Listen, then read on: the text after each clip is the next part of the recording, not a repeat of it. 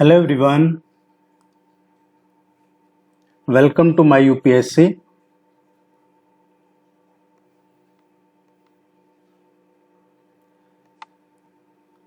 ये काफी important topic है जो अभी हम डिस्कस करेंगे। यहां से देखिए, आपसे एग्जाम में पूछा जाता है या तो कि गवर्नर जनरल या फिर इनका क्रोनोलॉजिकल ऑर्डर पूछ लिया जाता है, कौन पहले कौन बाद में, और एक क्वेश्चन यहां से आपके एग्जाम में पूछा जाता है। इसको डिटेल में डिस्कस करेंगे हम, और जो भी आपके एग्जाम पॉइंट ऑफ व्यू से एग्जाम में पूछा जा सकता है वो सारी चीजें यहाँ डिस्कस करेंगे। आप चैनल को सब्सक्राइब कर लीजिए, वीडियो को लाइक जरूर कीजिएगा, टेस्ट सीरीज ज्वाइन कर लीजिए। टेस्ट सीरीज का लिंक नीचे डिस्क्रिप्शन में अवेलेबल है। हिंदी और इंग्लिश दोनों में टेस्ट सीरीज अवेलेबल है। आपके सब्जेक्ट के लिए भी टेस्ट सीरीज अवेलेबल है। चाहे तो आप वेबसाइट है myupsc.in, उस पर जाके भी विजिट कर सकते हैं, वहां से भी ज्वाइन कर सकते हैं, या फिर कॉन्टेक्ट नंबर अवेलेबल है, चैनल पे मिल जाएगा, आपको कॉन्टेक्ट कर सकते हैं। देखिए, भारत पे क्या है, ब्रिटिश शासन एक व्यापारिक इकाई के रूप में शुरू हुआ था, एज ए ट्रेड। और ये कब शुरू हुआ था? ये दिसंबर में शुरू हुआ था 31 दिसंबर 1600 ईस्वी को 1600 को ये ईस्ट इंडिया कंपनी ने, जो रानी एलिजाबेथ थी फर्स्ट, क्वीन एलिजाबेथ फर्स्ट, उनसे रॉयल चार्टर प्राप्त किया था। और लगभग 3 शताब्दियों की अवधि के भीतर है जो ब्रिटिश शासन एक व्यापारिक शक्ति से, और ये दुनिया की सबसे बड़ी राजनीतिक शक्ति बन गया था। एक छोटा सा आइलैंड है, द्वीपीय देश है ब्रिटेन, इसके बावजूद भी दुनिया में सबसे बड़े साम्राज्यों में से के रूप में स्थापित हुआ है, सक्षम हो गया था ये।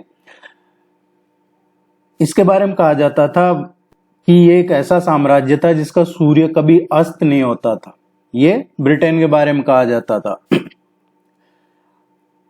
शुरू में ये था बंगाल का गवर्नर, फिर उसके बाद बंगाल का गवर्नर जनरल। तो आपसे एग्जाम में पूछा जाता है कि जब ईस्ट इंडिया कंपनी आई तो उसने क्या, बंगाल के गवर्नर के पद के माध्यम से ही बंगाल पे अपना नियंत्रण स्थापित किया था। अब बंगाल के पहले गवर्नर कौन थे? देखिए, इसमें डिफरेंस कीजिए, एक तो गवर्नर और एक गवर्नर जनरल। तो शुरुआत हुई गवर्नर से। तो बंगाल के जो पहले गवर्नर थे वो थे रॉबर्ट क्लाइव।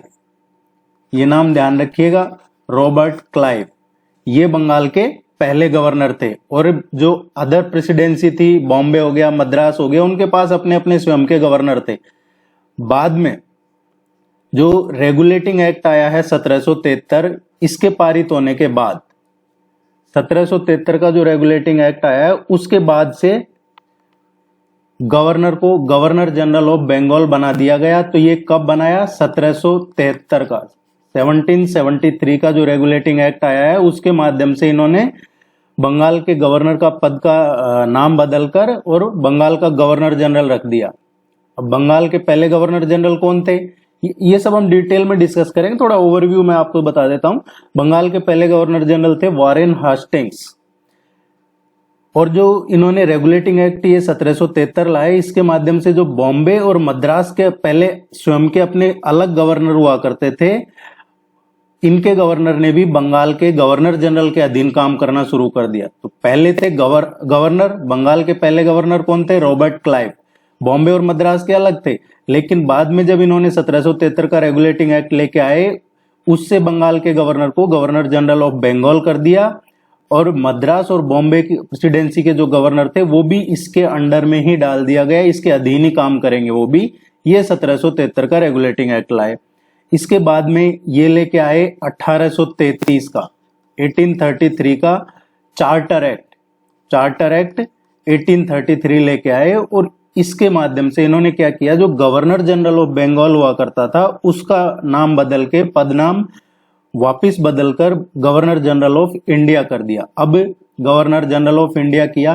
तो एक तो 1773 का रेगुलेटिंग एक्ट आपको ध्यान रखना है, दूसरा 1833 का जो चार्टर एक्ट है वो ध्यान रखना है। गवर्नर जनरल ऑफ बंगाल का नाम बदलकर गवर्नर जनरल ऑफ इंडिया कर दिया गया। भारत के पहले गवर्नर जनरल कौन थे? William Bentinck. विलियम बेंटिक पहले गवर्नर जनरल थे। बाद में वायसराय, जब 1857 का रिवोल्ट हुआ, 1857 की क्रांति हुई, उसके बाद में जो ईस्ट इंडिया कंपनी थी उसके शासन को समाप्त कर दिया गया और डायरेक्ट भारत सीधे ब्रिटिश क्राउन के अंडर में आ गया। भारत ब्रिटिश ताज के सीधे नियंत्रण में आ गया। 1857 का जो रिवोल्ट है उसके बारे में लास्ट वीडियो जो किया है वो चैनल पे अवेलेबल है, आप उसको जरूर देखिएगा। उसमें पूरा 1857 का कवर किया हुआ है। अब वायसराय लेके आए ये गवर्नमेंट ऑफ इंडिया एक्ट 1858। 1858 का जो भारत सरकार अधिनियम पारित हुआ उसमें भारत का जो गवर्नर जनरल था उसका नाम बदल के भारत का वायसराय कर दिया गया, वायसराय ऑफ इंडिया। अब वायसराय सीधे ब्रिटिश सरकार अपॉइंट करता था। वायसराय की नियुक्ति कौन करता था? डायरेक्ट वहां से ब्रिटिश गवर्नमेंट करती थी। और पहले वायसराय कौन थे? Lord Canning. लॉर्ड कैनिंग पहले वायसराय थे। ये ओवरव्यू है, एक एक करके हम इनको अब डिटेल में डिस्कस करते हैं। पहले देख लेते हैं governor general of Bengal.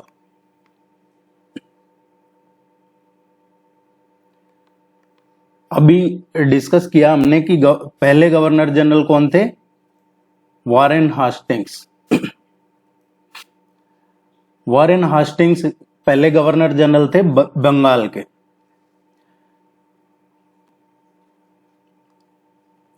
Become governor of Bengal इन 1772। 1772 में ये गवर्नर थे बंगाल के।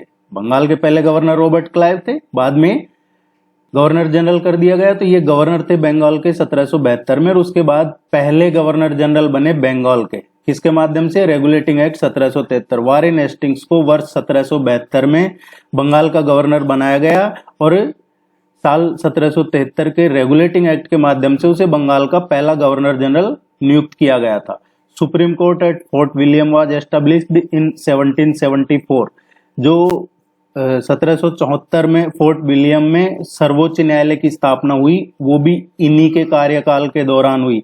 ये सब जो पढ़ रहे हैं ये वॉरेन हास्टिंग्स के टेन्योर का पढ़ रहे हैं। ये एग्जाम में पूछा जाता है कि जैसे फोर्ट विलियम में सर्वोच्च न्यायालय की स्थापना किस गवर्नर जनरल के टेन्योर में हुई है, कार्यकाल में हुई है, तो वॉरेन हेस्टिंग्स के टाइम पे हुई है। Act of 1781 under which the powers of jurisdiction between governor general in council and supreme court at Calcutta was clearly divided. 1781 के अधिनियम के तहत ही गवर्नर जनरल परिषद और कलकत्ता में जो सर्वोच्च न्यायालय के मध्य अधिकार क्षेत्र था उससे संबंधित जो पावर थी, शक्तियां थी, उनको स्पष्ट रूप से विभाजित कर दिया गया था। वो भी इन्हीं के टाइम पे किया था, वॉरेन हास्टिंग्स के टाइम पे। Pitt's India act 1784। 1784 में पिट्स इंडिया एक्ट जो लाया गया था वो भी इन्हीं के टाइम पे लाया गया था। ये बंगाल के गवर्नर जनरल रहे हैं 1773 से और 1785 के बीच में। Eastern relationship with Chait Singh the Maharaja of Banaras led to Warren Hastings impeachment in England. ये क्वेश्चन एग्जाम में पूछा जाता है कि किस गवर्नर जनरल पे इम्पीच किया गया था, इंग्लैंड में महाभियोग चलाया गया था। तो बनारस के जो महाराजा थे चैत सिंह, उनके साथ इनके जो तनावपूर्ण रिलेशन था, इनका काफी अच्छा रिलेशन नहीं था, तनावपूर्ण संबंध थे जो बनारस के महाराजा थे चैत सिंह उनके साथ। इस वजह से इन पे महाभियोग चलाया गया था इंग्लैंड में, वॉरेन हास्टिंग्स पे। Founded the Asiatic Society of Bengal with William Jones. ये क्वेश्चन अक्सर एग्जाम में पूछा जाता है, एशियाटिक सोसाइटी की स्थापना किसने की? तो वॉरेन हास्टिंग्स ने विलियम जोन्स के साथ मिलकर एशियाटिक सोसाइटी ऑफ बंगाल की 1784 में स्थापना की थी। अब इनके टाइम पे कुछ सुधार के काम हुए हैं, वो देखते हैं, और जो सुधार के काम नहीं है वो देख लेते हैं। आप अगर इसको अच्छे से डिटेल में पढ़ लेते हैं, समझ लेते हैं, एक बार वीडियो देख लीजिए, उसके बाद ये पीडीएफ पढ़ लीजिएगा। किसी भी कॉम्पिटिटिव एग्जाम में गवर्नर जनरल से संबंधित कोई भी क्वेश्चन आएगा, आप 100% उसको सही कर देंगे, इंक्लूडिंग स्टेट पीएससी एग्जाम। देखिए जो रिफॉर्मेटिव एक्शंस हुए हैं इनके टाइम पे, एस्टेब्लिश दीवानी एंड फौजदारी अदालत एट डिस्ट्रिक्ट लेवल एंड सदर दीवानी एंड निजामत अदालत एट कलकत्ता। जिला स्तर पे दीवानी और फौजदारी अदालतों की स्थापना की थी इन्होंने। हम पढ़ रहे हैं वॉरेन हेस्टिंग्स का कलकत्ता में सदर दीवानी और निजामत जो अदालतें हैं वो भी इन्हीं के टाइम पे ये रिफॉर्म के काम हुए थे। Abolish the dual government established by Robert Clive, जो रॉबर्ट क्लाइव के टाइम पे द्वैध शासन शुरू किया गया था। रॉबर्ट क्लाइव बंगाल के पहले गवर्नर थे। इनके टाइम पे जो द्वैध शासन शुरू किया गया था उसको भी वॉरेन हेस्टिंग्स ने एबोलिश कर दिया था, समाप्त कर दिया था। Translation of code in Sanskrit to English in 1776 under the title of code of Gentoo laws. 1776 में संस्कृत की जो संहिता है उसको एक कोड ऑफ जेंटुलॉज नाम के इन्होंने टाइटल से, शीर्षक से अंग्रेजी में अनुवाद किया था। ये पूछा जाता है अक्सर स्टेट पीएससी वगैरह के एग्जाम में कि संस्कृत की संहिता को एक कोड ऑफ जेंटुलॉज किसका शीर्षक है, अंग्रेजी में अनुवाद किसने किया था, तो ये विलियम बेंटिक ने किया था। इन्होंने किया था वॉरेन हेस्टिंग्स ने, जिनके बारे में अभी हम पढ़ रहे हैं। Divided Bengal into districts, appointed collectors and other revenue officials. Bengal को इन्होंने जिलों में विभाजित किया गया, कलेक्टर और जो अदर रेवेन्यू ऑफिसर्स थे उनको नियुक्त किया गया। तो ये पहली बार इनके टाइम पे हुआ है। सेकंड मैसूर वार हुआ था 1780 से और 84, वो भी इन्हीं के टाइम पे हुआ था। द्वितीय मैसूर युद्ध, रोहिला वॉर है 1774 में, रोहिला युद्ध, ये भी इन्हीं के टाइम पे हुआ था। कुछ दमनकारी कार्य एक्शन भी थे इनके, रेप्रेसिव एक्शंस थे, जैसे ट्रीटी ऑफ सालबाई की संधि 1782 में इन्हीं के टाइम पे हुई थी। और जो फर्स्ट मराठा वॉर था वो भी 1775 से 82 के बीच में इन्हीं के टाइम पे हुआ था, वॉरेन हेस्टिंग्स के टाइम पे। नेक्स्ट देखते हैं, हम पढ़ रहे हैं governor general of Bengal, Lord Cornwallis. Lord Cornwallis है known as father of civil services in India. ये जरूर नोट कर लीजिएगा, father of civil services in India because of Europeanisation of administrative machinery and introduction of civil services. प्रशासनिक machinery के जो यूरोपीयकरण और civil सेवाओं की शुरुआत की थी इन्होंने, और उसी के कारण लॉर्ड कॉर्नवालिस को भारत में सिविल सेवाओं के जनक के रूप में जाना जाता है। तो father of civil services in India, इन्होंने ही शुरुआत की थी सिविल सर्विसेज की इंडिया में। और ये 1786 से और 1793 के बीच में गवर्नर जनरल ऑफ बंगाल रहे हैं। इनके कुछ रिप्रेसिव एक्शन थे, दमनकारी कार्रवाई की इन्होंने, जैसे थर्ड मैसूर वॉर इन्हीं के टाइम पे हुआ था। ट्रीटी ऑफ श्रीरंगपट्टनम 1792 में हुई थी। तीसरा मैसूर युद्ध और सेरिंगपट्टनम की जो संधि हुई थी वो इन्हीं के कार्यकाल में हुई थी।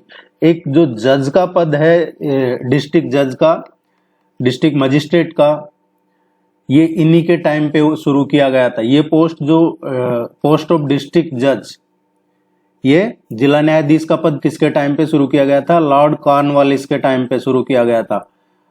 Separation of revenue administration and civil jurisdiction, पहले एक ही था रेवेन्यू का और सिविल ज्यूरिडिक्शन का। देखिए जैसे डीसी है, डिस्ट्रिक्ट कलेक्टर है, उसका काम क्या होता है? रेवेन्यू का होता है। और जो डीएम है, डिस्ट्रिक्ट मजिस्ट्रेट, वो ज्यूरिडिक्शन भी देखता है, रेवेन्यू प्लस ज्यूरिडिक्शन। कई जिलों में डीएम होता है, कई जिलों में डीसी होता है। और जो जज है वो अलग व्यवस्था है, जैसे हाई कोर्ट हो गया और भी कई अदालतें हैं इस तरीके से। तो जो रेवेन्यू और सिविल दोनों को सेपरेट किसने किया था? लॉर्ड कॉर्नवालिस के टाइम पे किया गया था। जो कानूनों को सही तरीके से, first person to codify law as Cornwallis code, तो ये पहला ऐसा अंग्रेज एडमिनिस्ट्रेटर था, प्रशासक था, जिसने कॉर्नवालिस कोड के रूप में जो कानून थे उनको संहिताबद्ध किया था। पहले कोडिफाई नहीं थे, सही संहिताबद्ध नहीं थे, इन्होंने ही किया था।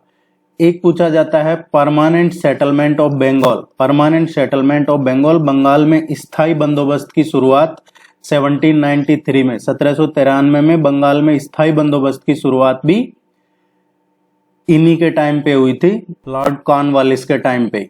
ये कुछ रिफॉर्म के काम हुए थे इनके टाइम पे। नेक्स्ट जो गवर्नर जनरल ऑफ बंगाल है वो है sir John Shore. Sir John Shore ये 1793 से और 1798 तक रहे हैं। Introduce the first charter act of 1793। वर्ष 1793 का जो पहला चार्टर अधिनियम प्रस्तुत किया था वो इन्हीं के टाइम पे आया था। और एक क्वेश्चन पूछा जाता है, बैटल ऑफ खरदा,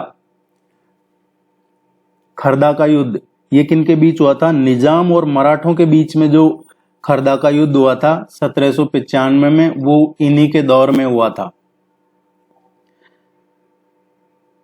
देखिए जो आपके एग्जाम पॉइंट ऑफ व्यू से इंपॉर्टेंट है वो ही कर रहे हैं हम, आप इसको सब्सक्राइब जरूर कीजिएगा। लॉर्ड वेल्सली 1798 टू 1805, 1798 से 1805 तक रहे हैं। लॉर्ड वेल्सली का जो ओरिजिनल नेम था, मूल नाम था, वो क्या था? Richard Colley Wellesley. Richard Colley Wellesley ये इनका मूल नाम था। फर्स्ट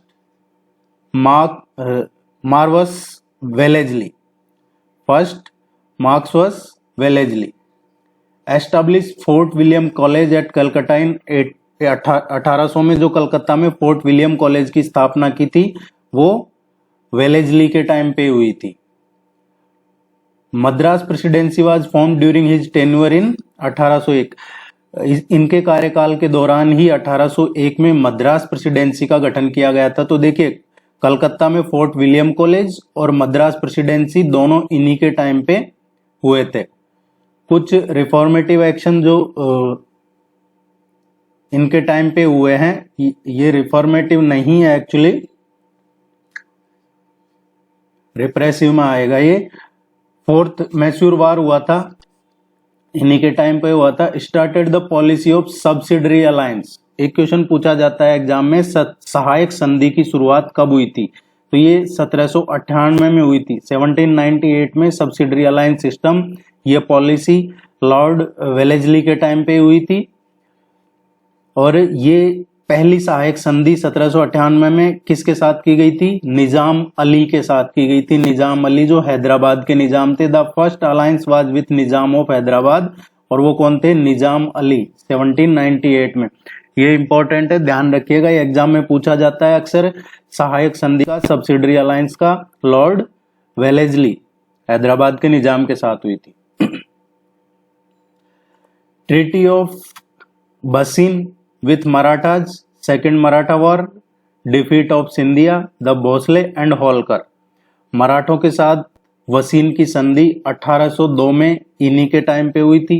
द्वितीय मराठा युद्ध जो 1803 से 1805 तक रहा, इसमें सिंधिया, भोसले और होलकर की हार हुई थी, ये भी इन्हीं के साथ हुआ था।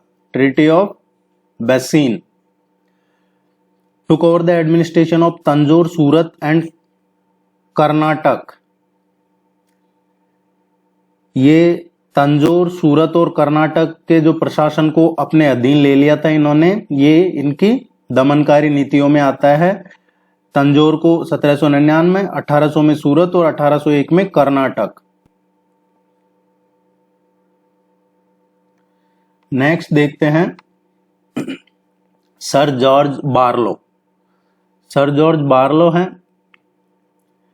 एक इंपॉर्टेंट इनके टाइम पे हुआ है। ये देखिए 1805 से 1807 तक रहे हैं।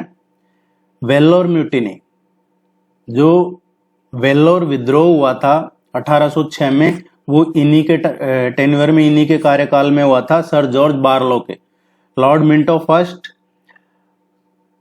Treaty of Amritsar with Ranjit Singh in 1809 was signed during his tenure. Charter act of 1813 was passed. Ranjit Singh के साथ जो अमृतसर की संधि हुई थी 1809 में, वो लॉर्ड मिंटो के दौर में, इनके कार्यकाल में हुई थी। और 1813 का जो चार्टर एक्ट है वो पारित हुआ था, वो भी लॉर्ड मिंटो फर्स्ट के टाइम पे हुआ था। ये 1807 से और 1813 तक रहे हैं। गवर्नर जनरल ऑफ बंगाल पढ़ रहे हैं हम अभी। लॉर्ड हेस्टिंग्स, लॉर्ड हेस्टिंग्स है ही adopted the policy of intervention and war. 1813 से 1823 तक रहे हैं लॉर्ड हेस्टिंग्स। इसने हस्तक्षेप और युद्ध की नीति अपनाई थी। तो आपसे एग्जाम में पूछा जाए कि किस गवर्नर जनरल के दौर में ये policy of intervention and war adopt की गई थी, तो लॉर्ड हेस्टिंग्स के टाइम पे हुई थी। Strife with Pindaris and complete destruction of Pindari clan in India. जो पिंडारी समुदाय था उसका पूर्ण तरीके से दमन इन्हीं के टाइम पे हुआ, इन्होंने ही किया। पिंडारियों के साथ संघर्ष हुआ 1817-18 में, और भारत में पिंडारी समुदाय का पूरी तरह से दमन इनके कार्यकाल में हुआ है। Creation of Bombay presidency in 1818।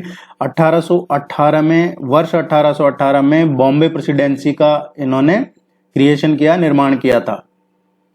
Establishment of ryotwari system by Thomas Munro, governor of Madras, and Mahalwari system in northern India.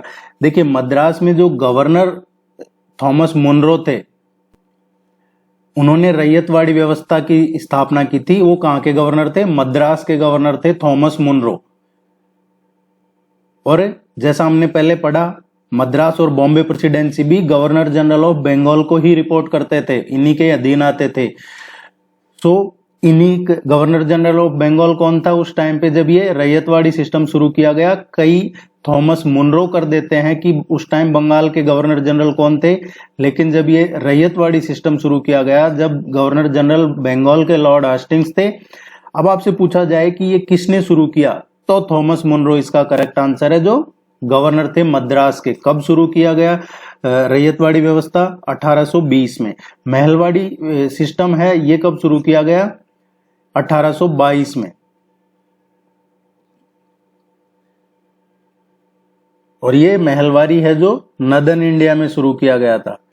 ये आगे जब हम पढ़ेंगे मॉडर्न हिस्ट्री या नेशनल मूवमेंट्स, उसमें ये चीजें कवर करेंगे, या फिर टेस्ट सीरीज में ये सब आपका कवर हो जाएगा। ये वीडियो देख लीजिए, ये पीडीएफ पढ़ लीजिएगा, और बाकी फिर सफिशिएंट प्रैक्टिस इन पे प्रैक्टिस टेस्ट में करते हैं। जब मॉडर्न हिस्ट्री का टेस्ट होगा उसमें ये क्वेश्चन सारे आपको देखने को मिलेंगे। उसके बाद जो फुल लेंथ टेस्ट होगा उसमें आपको ये देखने को मिलेंगे। फिर जो रिवीजन टेस्ट होगा उसमें भी जो बेस्ट है वो देखने को मिलते हैं। इनके टाइम पे जो दमनकारी एक्शंस हुए हैं वो देख लेते हैं। Third Maratha war and dissolution of Maratha confederacy. ये जो मराठा परिसंघ था उसका विघटन और तीसरा मराठा युद्ध इन्हीं के टाइम पे हुआ था, लॉर्ड हेस्टिंग्स के दौर में। एंग्लो नेपाल वॉर और ट्रीटी ऑफ सुगोली। आपसे पूछा जाए कि सुगोली की संधि किसके टाइम पे हुई है, तो सुगोली की संधि लॉर्ड हेस्टिंग्स के टाइम पे हुई है। और आंग्लो जो नेपाल युद्ध था वो भी इन्हीं के टाइम पे हुआ था। बॉम्बे प्रेसिडेंसी की स्थापना और ट्रीटी ऑफ सिंधियाज के साथ, ये थोड़ा इस तरीके से है, सिंधिया के साथ संधि 1817 में इन्हीं के दौर में हुई थी।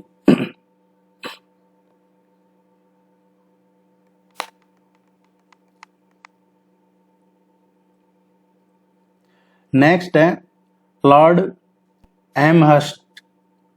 लॉर्ड एमहर्स्ट है, ये 1823 से 1828 तक रहे हैं। कलकत्ता में जो संस्कृत कॉलेज की स्थापना की गई थी 1824 में, संस्कृत कॉलेज कलकत्ता में स्थापना लॉर्ड एमहर्स्ट के दौर में ही हुई थी। प्रथम बर्मा युद्ध, first Burma war and treaty of Yandabo. मलय प्रायद्वीपों के जो क्षेत्र थे उन पे भी अधिकार कर लिया था इन्होंने। Acquisition of territories of Malay peninsula. Capture of Bharatpur, Bharatpur पे पूरा नियंत्रण इन्होंने 1826 में कर लिया था। तो यहां से आपको देखना है संस्कृत कॉलेज कलकत्ता की स्थापना कब हुई। कलकत्ता में संस्कृत कॉलेज की स्थापना 1824 में हुई थी लॉर्ड एमहर्स्ट के दौर में। प्रथम बर्मा युद्ध, यंडाबू की संधि, मलय प्रायद्वीपों के क्षेत्रों पे अधिकार और भरतपुर पे नियंत्रण इन्हीं के टाइम पे हुआ था। ये थे गवर्नर जनरल ऑफ बंगाल। अब हम पढ़ेंगे भारत के governor general of India, then viceroy of India. देखिए, हमने अभी पढ़ा गवर्नर जनरल ऑफ इंडिया के पहले कौन थे, लॉर्ड विलियम बेंटिक थे। ये भारत के सबसे उदार और प्रबुद्ध गवर्नर जनरलों में से माने जाते हैं, most liberal and enlightened governor general of India. इनके बारे में कहा जाता है कि सबसे उदार थे और प्रबुद्ध गवर्नर जनरल थे। Till 1833 served as governor general of Bengal. 1833 तक ये बंगाल के गवर्नर जनरल थे और 1833 से 35 served as the first governor general of India. देखिए, ये 1833 तक serve as the governor general of Bengal के गवर्नर जनरल रहे हैं और फिर 1833 से 1835 तक भारत के गवर्नर जनरल रहे हैं। ये पहले गवर्नर जनरल के रूप में कार्य किया था इन्होंने। एक था सेपरेशन ऑफ ठगी, जो ठगी प्रथा थी, ठगी चलता था, वो ठग प्रथा इन्होंने ही सेपरेस किया था, ठगी का दमन 1830 में। William Bentinck.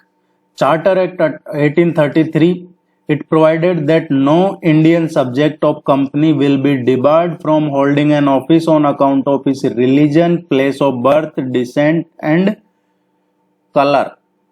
1833 का जो चार्टर एक्ट आया था, इन्हीं के टाइम पे आया था। इसमें प्रावधान किया गया था इन्होंने कि कंपनी की किसी भी भारतीय को उसके धर्म, जन्म स्थान, उसका क्या मूल वंश है, उसका क्या रंग है, इसके आधार पे पद धारण करने से वंचित नहीं किया जाएगा। Regarded as the father of modern western education in India. Bharat में जो आधुनिक पाश्चात्य शिक्षा का जो जनक माना जाता है वो लॉर्ड विलियम बेंटिक को ही माना जाता है। तो अगर आपसे एग्जाम में पूछा जाता है ठगी का दमन, चार्टर एक्ट 1833 और भारत में जो आधुनिक पाश्चात्य शिक्षा का जनक माना जाता है किसको, तो लॉर्ड विलियम बेंटिक। इनके टाइम पे कुछ सुधार के काम हुए हैं और कुछ दमनकारी जो काम हुए हैं वो देख लेते हैं। देखिए, इनके टाइम पे जो रिफॉर्म्स हुए हैं, 1835 का एक संकल्प आया था, 1835 का, उसमें जो शिक्षा थी, शैक्षिक सुधार और आधिकारिक जो भाषा थी उसके रूप में अंग्रेजी की शुरुआत की थी। जो शिक्षा पे मैकाले का स्मरण पत्र है, मैकाले, वो इन्हीं के ही टाइम पे आया था। सती प्रथा और जो अदर जो क्रूर प्रथाएं थी उनका उन्मूलन भी इन्हीं के ही टाइम पे हुआ था। कॉर्नवालिस ने जो प्रांतीय अपीलीय अदालत थी, जो प्रोविंशियल अदालत थी, सर्किट न्यायालय थे, उनको समाप्त कर दिया था और राजस्व और सर्किट आयुक्त है उनका अपॉइंटमेंट किया था इन्होंने। ये भी इन्हीं के दौर में हुआ था। इनके टाइम पे कुछ दमनकारी कार्रवाई हुई है, जैसे मैसूर का 1831 में, कुर्ग था 1834 में और मध्य कछार जो है 1834 में। इन पे अधिग्रहण कर लिया था इन्होंने। मैसूर पे 1831, कुर्ग 1834 और मध्य कछार था उस पे 1834 में। रणजीत सिंह के साथ शाश्वत मित्रता की संधि इन्होंने ही की थी 1831 में। रणजीत सिंह थे, महाराजा रणजीत सिंह, उनके साथ इन्होंने शाश्वत मित्रता की संधि की थी, ये भी 1831 में हुई थी। इसके बाद में आता है लॉर्ड मेटकाफ। लॉर्ड मेटकाफ है, ये 1835 से और 1836 तक रहे हैं। New press law removing restriction on the press in India were passed by him. जो प्रेस पे प्रतिबंध लगा रखा था, प्रेस पर से प्रतिबंध हटाने वाला नया कानून इन्होंने ही पारित किया था, लॉर्ड मेटकाफ। आपसे पूछा जाता है कई बार एग्जाम में कि जो गैगिंग एक्ट था, वो प्रेस पे जो एक्ट लगाया था वो किसने हटाया था, तो ये प्रेस पे जो प्रतिबंध थे लॉर्ड मेटकाफ के टाइम पे ही हटे थे। Repealed licensing regulation of 1823। 1823 के जो लाइसेंसिंग विनियमन था उसको भी इन्होंने ही रद्द किया था। Known as the liberator of press in India. Bharat में प्रेस के मुक्तिदाता के रूप में इनको जाना जाता है। Established Calcutta public library in 1836। 1836 में जो कलकत्ता में पब्लिक लाइब्रेरी की स्थापना हुई थी वो भी लॉर्ड मेटकाफ के दौर में ही हुई थी। तो यहाँ से आपको एक तो कलकत्ता पब्लिक लाइब्रेरी ध्यान रखना है, liberator of press in India ये ध्यान में रखना है, और ये प्रेस से जो प्रतिबंध लगा रखा था वो हटाने का काम भी इन्होंने ही किया था।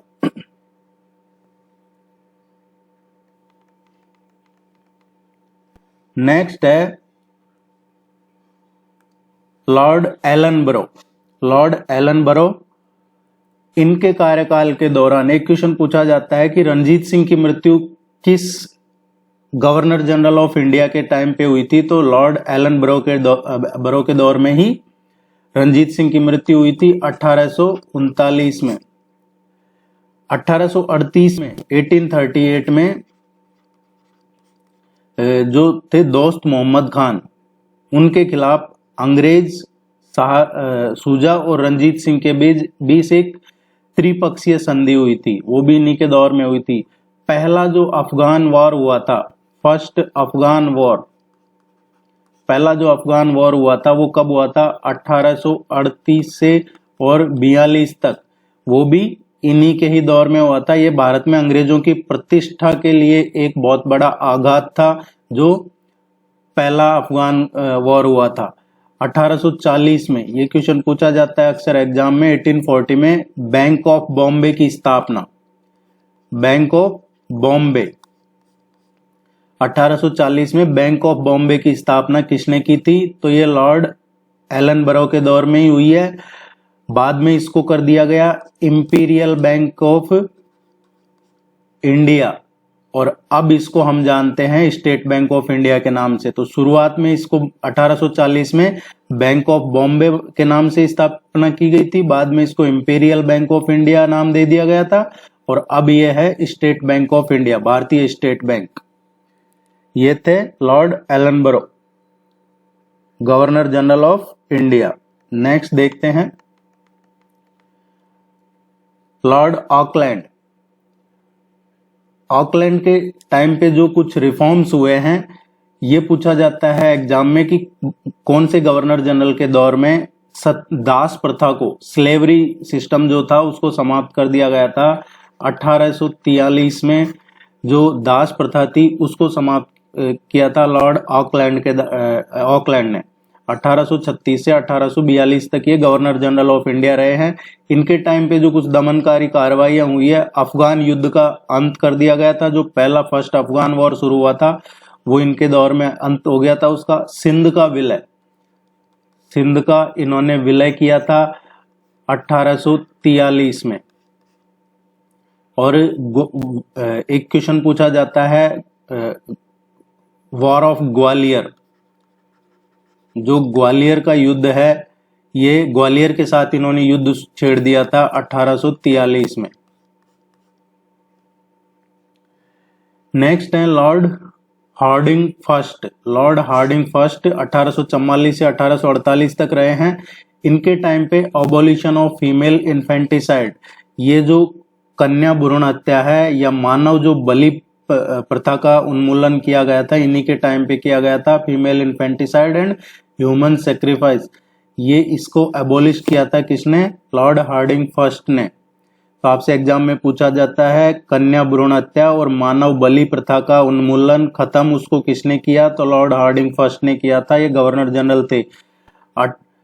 Establishment of Roorkee engineering college in 1847, 1847 में रुड़की इंजीनियरिंग कॉलेज की स्थापना भी लॉर्ड हार्डिंग फर्स्ट के टाइम पे ही हुई थी। इन्होंने कुछ दमनकारी जो नीतियां थी वो देख लेते हैं। जो फर्स्ट एंग्लो सिख वॉर हुआ था, पहला एंग्लो सिख वॉर हुआ था, वो इन्हीं के दौर में हुआ था। अभी हमने पढ़ा था पहला अफगान वॉर, पहला अफगान वॉर किसके टाइम पे हुआ था? लॉर्ड एलनबरो के दौर में, और जिसको खत्म किया लॉर्ड ऑकलैंड ने। लेकिन इनके टाइम पे एक नया युद्ध शुरू हो गया, वो था फर्स्ट एंग्लो वॉर, और ये 1845-46 में हुआ था। और फिर बाद में एक हुई थी ट्रीटी ऑफ लाहौर, लाहौर की संधि 1846 में, वो इन्हीं के दौर में हुई थी। रोजगार में अंग्रेजी शिक्षित को प्राथमिकता इन्हीं के टाइम पे हुआ था कि जिसको इंग्लिश आती है उसको रोजगार में प्रायोरिटी दी जाएगी। ये हार्डिंग के टाइम पे हुआ था। देखिए, आप इसको लाइक जरूर कीजिएगा, वीडियो को, चैनल को सब्सक्राइब कर लीजिए। आपको जो भी जितने भी इंपॉर्टेंट टॉपिक आपके एग्जाम से रिलेटेड है सारे करवाए जाएंगे, इंक्लूडिंग करंट अफेयर्स वगैरह, आप निश्चिंत रहिए। नेक्स्ट है लॉर्ड डलहौजी। लॉर्ड डलहौजी है नेक्स्ट। इनका काफी पूछ लिया जाता है, इनका एग्जाम में क्वेश्चन इनसे रिलेटेड। ये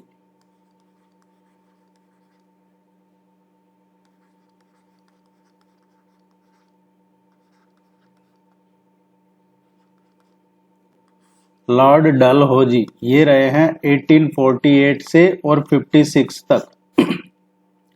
इनका ओरिजिनल नेम क्या था? लॉर्ड डलहौजी का जो ओरिजिनल नेम था ये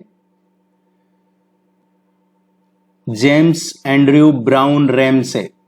जेम्स एंड्रयू ब्राउन रैमसे ये इनका मूल नाम था, ये जरूर ध्यान रखिएगा।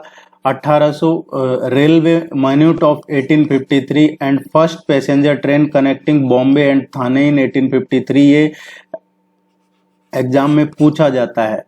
एक तो ये पूछा जाता है कि पहली ट्रेन कहां से कहां के बीच में शुरू की गई थी।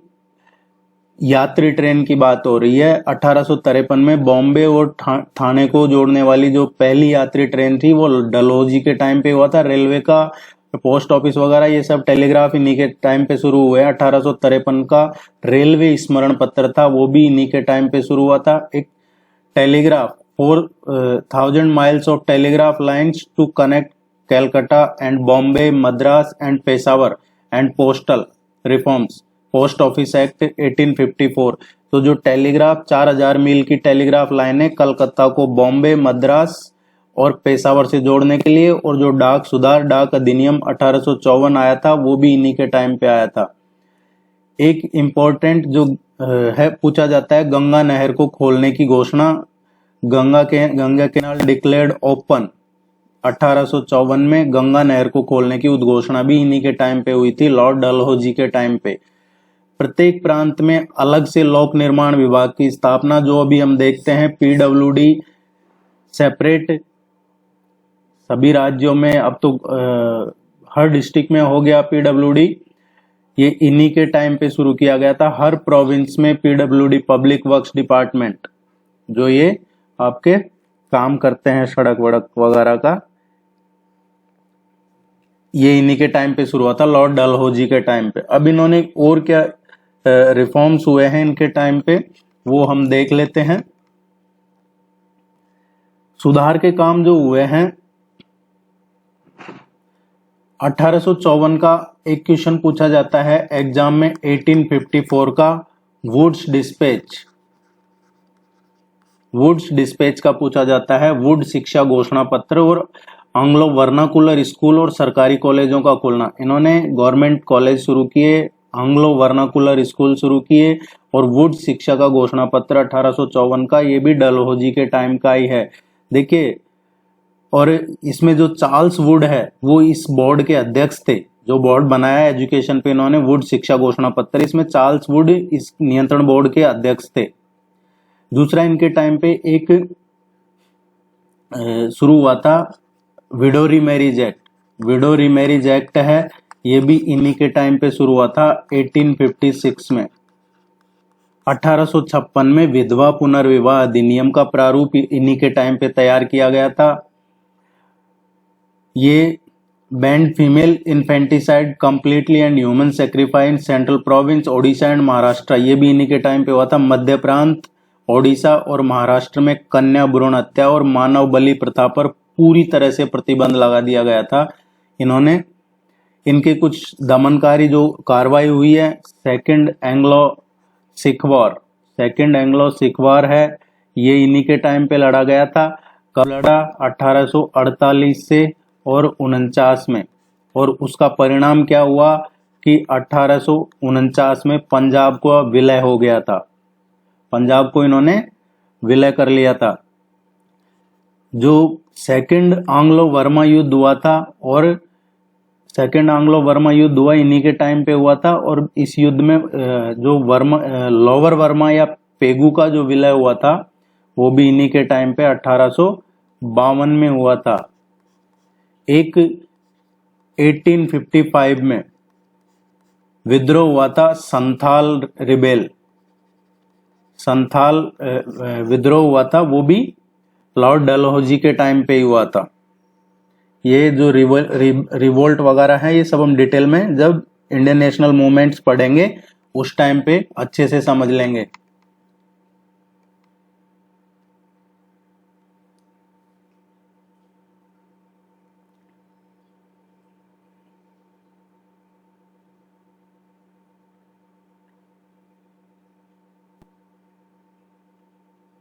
अब नेक्स्ट देखते हैं हम वायसराय।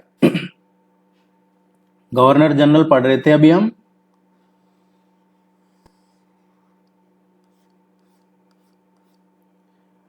अब वायसराय,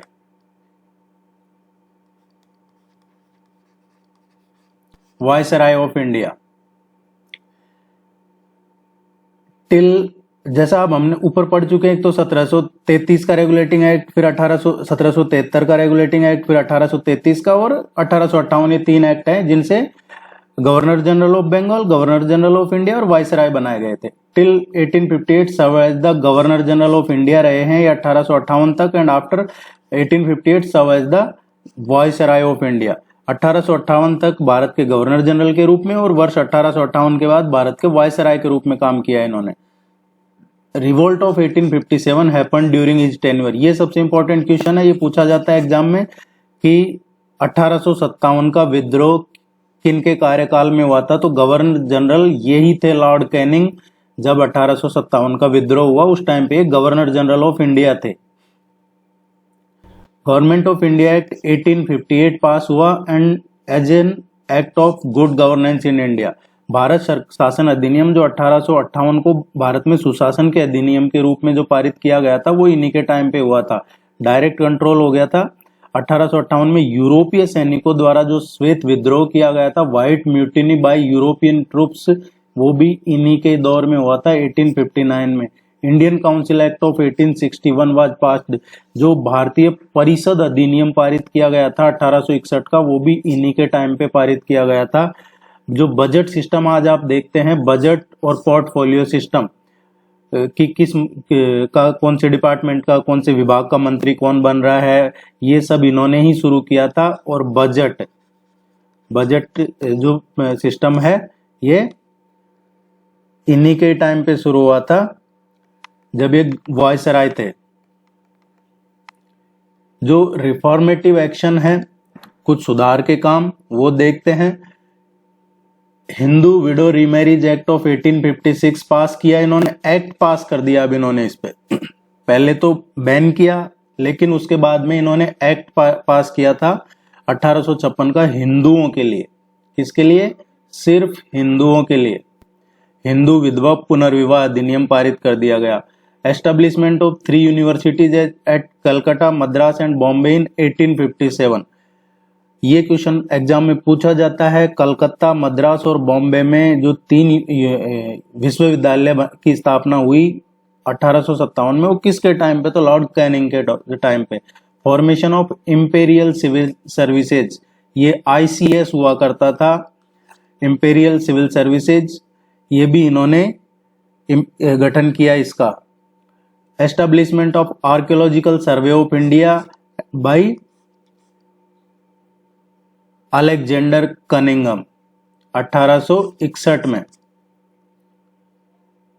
तो इन 1861 में भारतीय जो पुरातत्व सर्वेक्षण की है उसकी स्थापना भी इन्हीं के टाइम पे हुई है जब ये वायसराय थे। और ये किसने की थी? अलेक्जेंडर कनिंघम ने की थी 1861 में।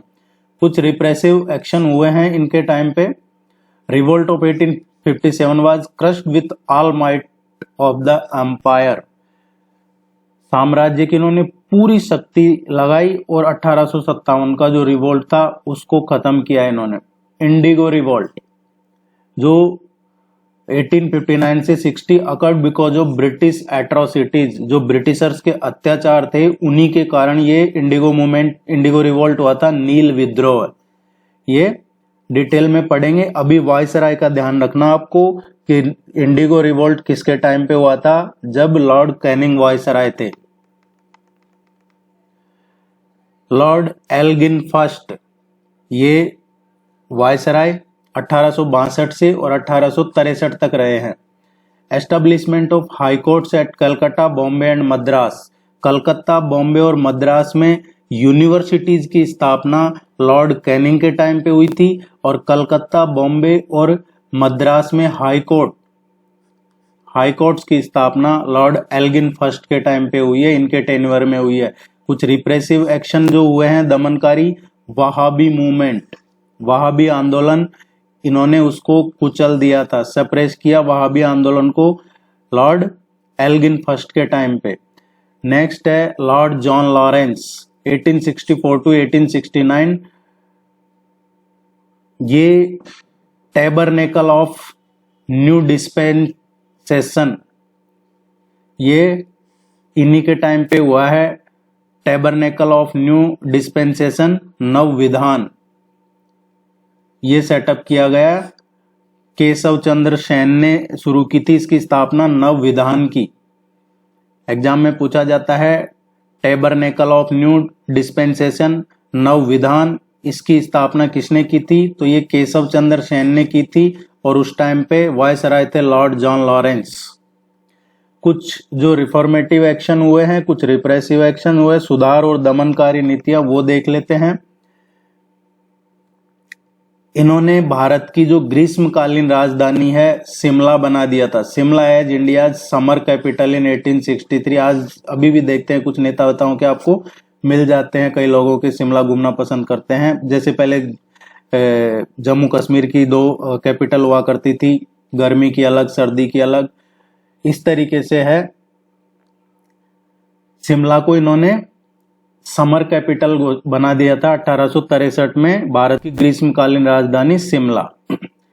Allahabad high court was set up in 1866।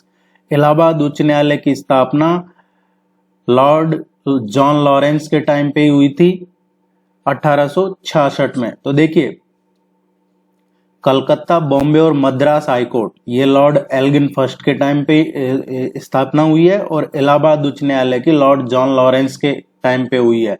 कुछ रिप्रेसिव एक्शन, भूटान वॉर हुआ है, the British defeated Bhutan and annex Assam and Bengal, जो द्वार है वो। भूटान युद्ध हुआ 1865 में, अंग्रेजों ने भूटान को पराजित कर दिया था, तथा असम और जो बंगाल द्वार है उनको अपने नियंत्रण में ले लिया था। ये लॉर्ड जॉन लॉरेंस जब वायसराय थे उस टाइम की बात है।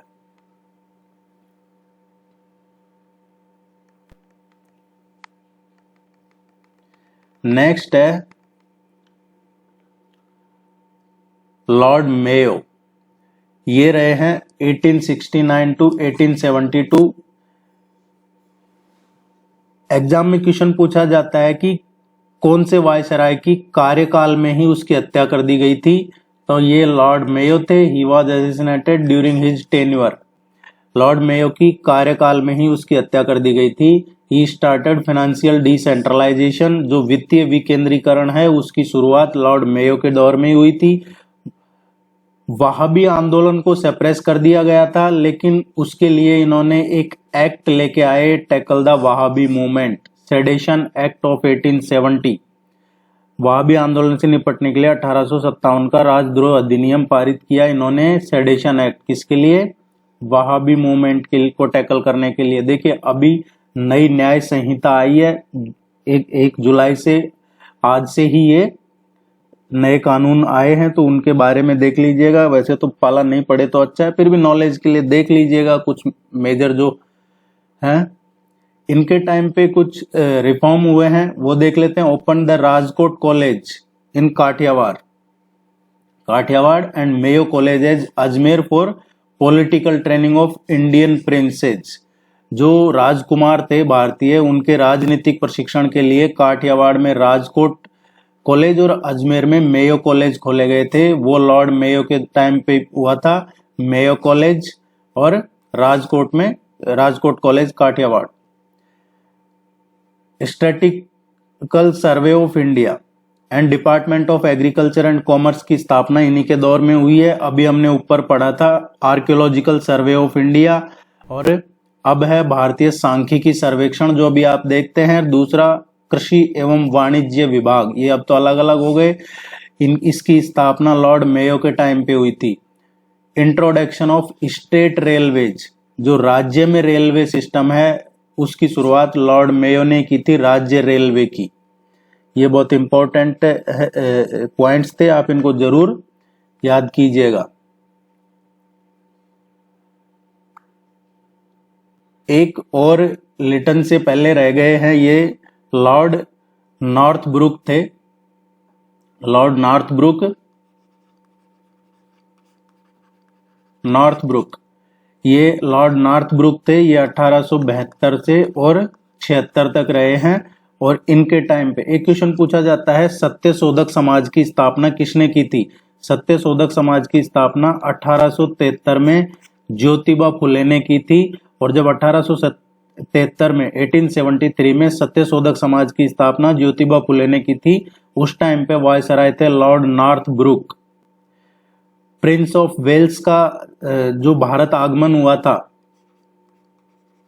जो वेल्स के प्रिंस थे, प्रिंस ऑफ वेल्स, ये भारत आए थे 1875 में। उस टाइम पे वायसराय थे लॉर्ड नॉर्थब्रुक।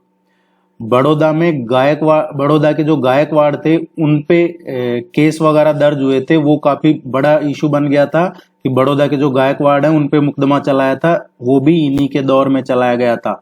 पंजाब में कूका मूवमेंट, जो कूका मूवमेंट है, कूका आंदोलन, उसकी शुरुआत हुई थी पंजाब में, वो भी लॉर्ड नॉर्थब्रुक के दौर में हुई थी। अफगानिस्तान का जो मुद्दा था, अफगान जो मुद्दा था, वो ये सही से डील नहीं कर पाए, उसको सही से टैकल नहीं कर पाए, और अफगानिस्तान मुद्दे के कारण ही इन्होंने इस्तीफा दे दिया था।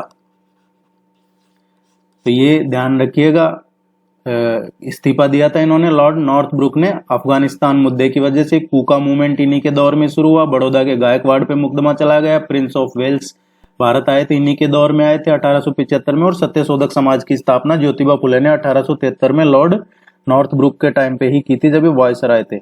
नेक्स्ट पढ़ते हैं लॉर्ड लिटन। लॉर्ड लिटन है,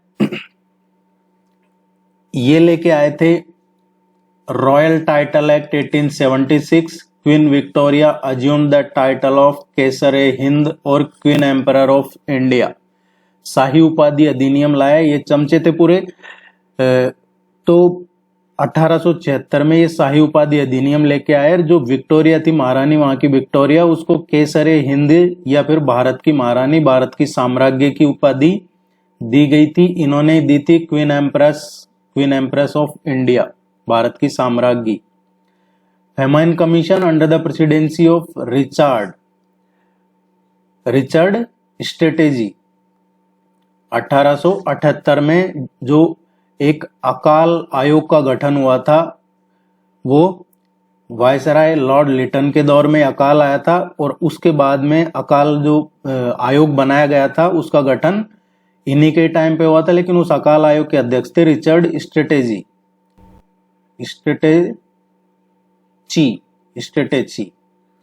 फर्स्ट दिल्ली दरबार हैपन ड्यूरिंग हिज टेन्योर 1877। इनके टाइम पे ही 1877 में पहले दिल्ली दरबार का आयोजन किया गया था, इसलिए मैं कहा इसको चमचा। 1877 में, क्योंकि ये इसका अदर वे ना ले, इसका मेरे कहने का सीधा मतलब ये है कि ये डायरेक्ट इम्प्रेस कर रहे थे क्राउन को।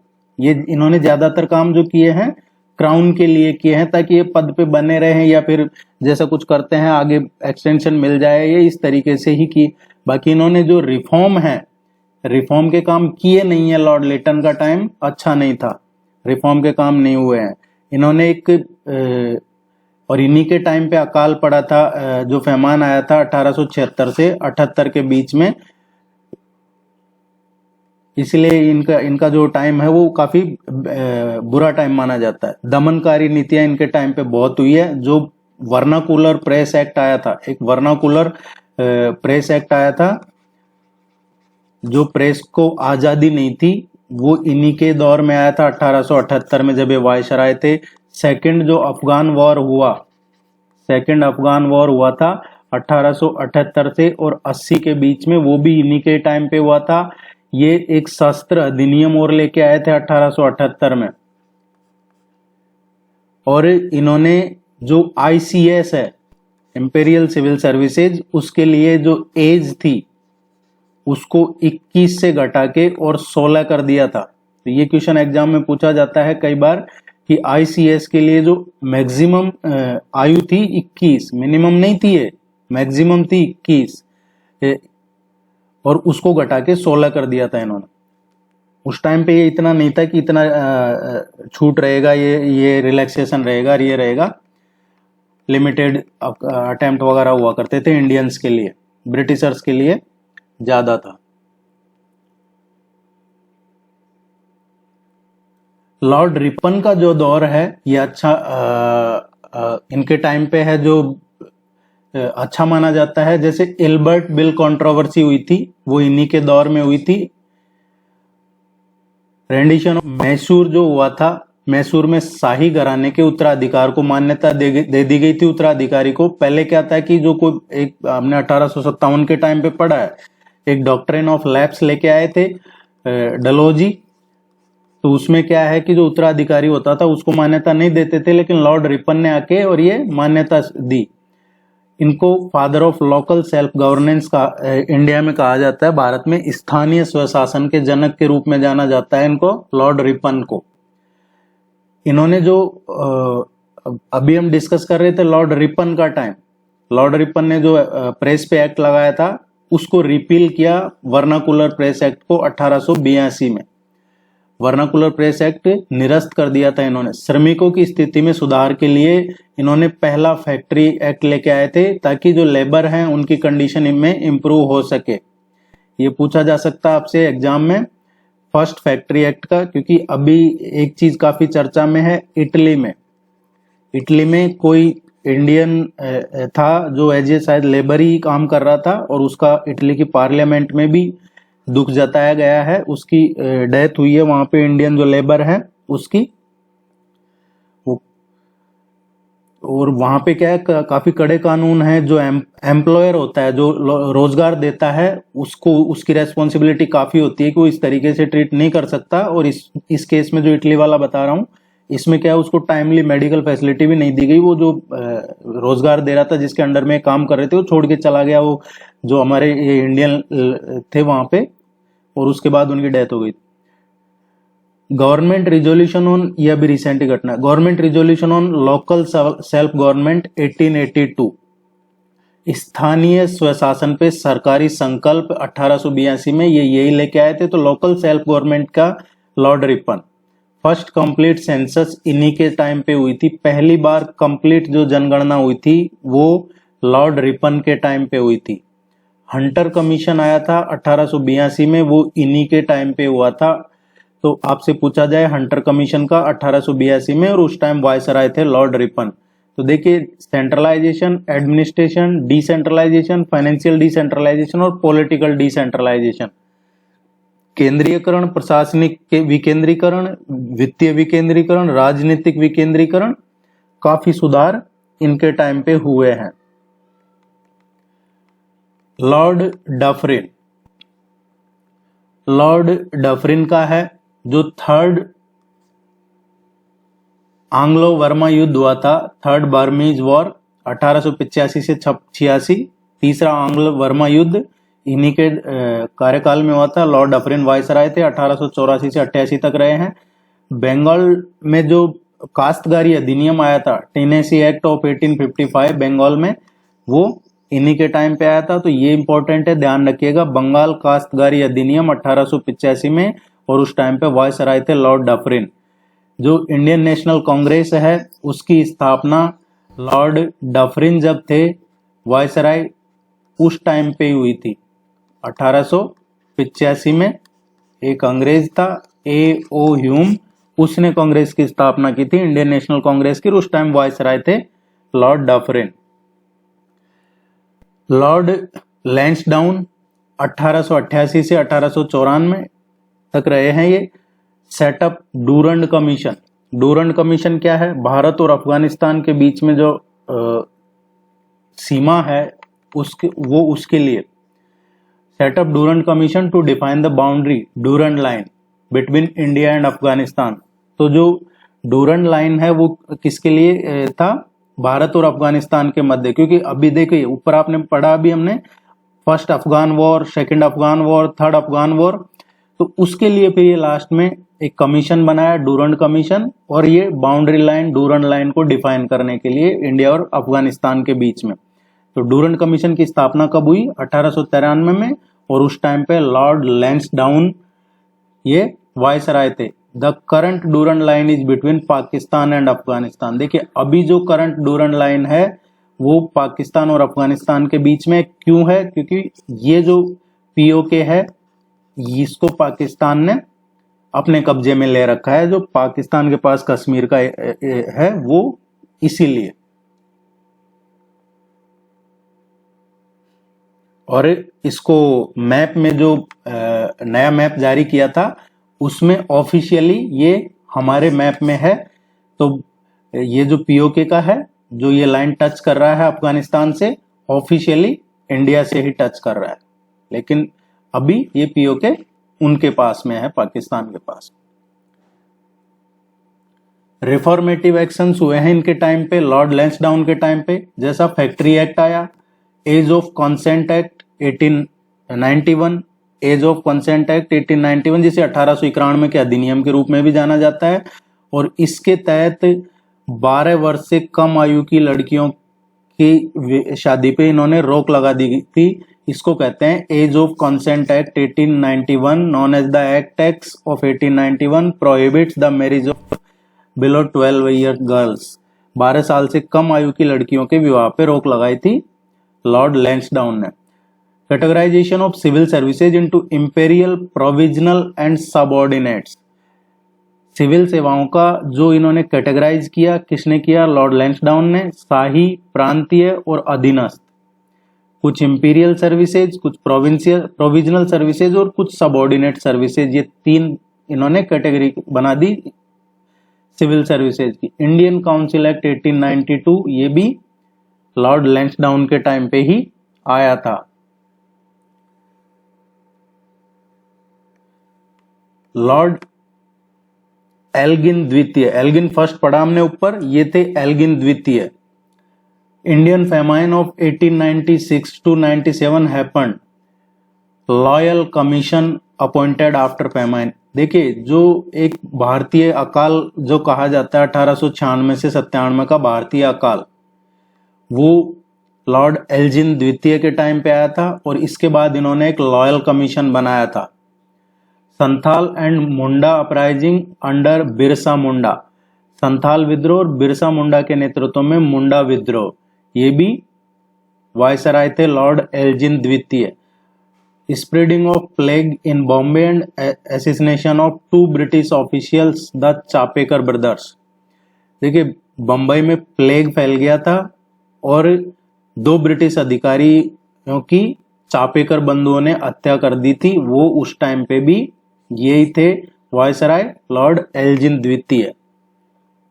लॉर्ड कर्जन, कर्जन है, इनके टाइम पे भी एक इंडियन फैमाइन 1899 to 1900। देखिए इनके टाइम पे काफी अकाल वगैरह पड़े हैं, लेकिन इन्होंने इतनी हेल्प की नहीं थी इंडियंस की। Famine commission under McDonnell, McDonnell के अधीन एक अकाल आयोग की स्थापना की गई थी। 1901 में created north west frontier province to curb the uprising by frontier tribes. 1901 में सीमावर्ती जनजातियों का जो विद्रोह था उसको रोकने के लिए उत्तर पश्चिम सीमांत प्रांत का निर्माण किया था, वो इन्हीं के टाइम पे हुआ था। कर्जन किचनर विवाद, कर्जन किचनर कंट्रोवर्सी काफी चर्चा में रही थी, वो भी इन्हीं के दौर में हुई थी। सेकंड दिल्ली दरबार 1903 में, उसका आयोजन इन्होंने किया था, और एक मूवमेंट शुरू हुआ था स्वदेशी मूवमेंट, और वो किसके विरोध में था? Against the partition of Bengal, ये लॉर्ड कर्जन के टाइम पे हुआ था। बंगाल विभाजन के खिलाफ ये स्वदेशी मूवमेंट शुरू किया गया था, लॉर्ड कर्जन ने ही किया था शुरू। इनके टाइम पे कुछ सुधार के काम हुए हैं, रिफॉर्मेटिव एक्शन और कुछ repressive action. Calcutta corporation act, appointment of police commission under sir Andrew Fraser, ये पूछा जाता है कई बार एग्जाम में। पुलिस प्रशासन की समीक्षा के लिए कौन सा आयोग बनाया था, तो ये सर एंड्रयू फ्रेजर की अध्यक्षता में पुलिस आयोग की नियुक्ति 1902 में की गई थी। Appointment of universities commission 1902 and passing of Indian universities act 1904, विश्वविद्यालय आयोग की नियुक्ति 1902 और भारतीय विश्वविद्यालय अधिनियम 1904 को इन्होंने पारित किया था। 1903 में पूसा एग्रीकल्चर इंस्टीट्यूट सेटअप किया था, ये दिल्ली में है पूसा एग्रीकल्चर इंस्टीट्यूट। ये इसकी स्थापना 1930 में पूसा कृषि संस्थान।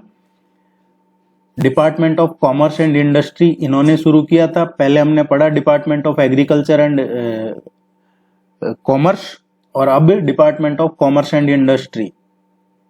एंशिएंट मॉन्यूमेंट प्रिजर्वेशन एक्ट है, 1904 में आया था, वो भी लॉर्ड कर्जन के टाइम पे ही आया था। प्राचीन स्मारक संरक्षण अधिनियम, ऑफिशियल सीक्रेट एक्ट 1904 लॉन्च किया था to curb the free speech, जो वाक अभिव्यक्ति है उस पर अंकुश लगाने के लिए आधिकारिक गोपनीयता अधिनियम 1904 लाए थे ये। और बंगाल का विभाजन, ये क्वेश्चन पूछा जाता है, पार्टीशन ऑफ बंगाल किसके टाइम पे हुआ था, तो उस टाइम पे वायसराय लॉर्ड कर्जन थे। एक यंग हस्बैंड मिशन तिब्बत भेजा गया था, Younghusband mission to Tibet was sent in 1904, 1904 में ये भेजा गया था, ये भी इन्हीं के टाइम पे हुआ था। बंगाल का विभाजन इन्हीं के टाइम पे हुआ था।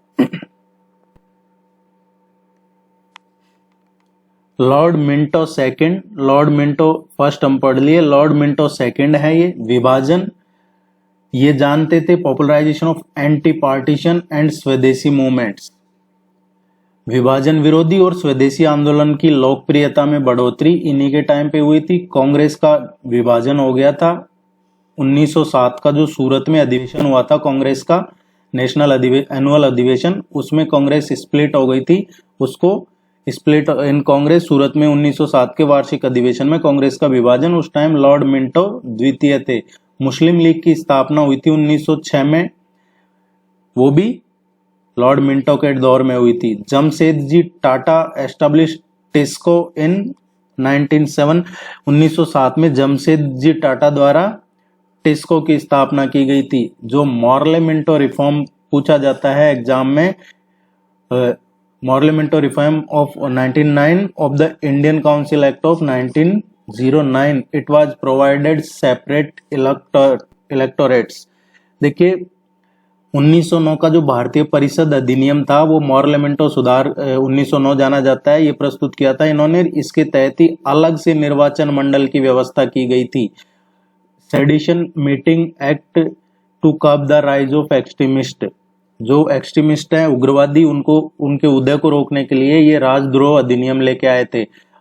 Indian press act to curb the free speech, ये 1910 में भारतीय प्रेस अधिनियम लेके आए थे फ्री स्पीच को कर्ब करने के लिए।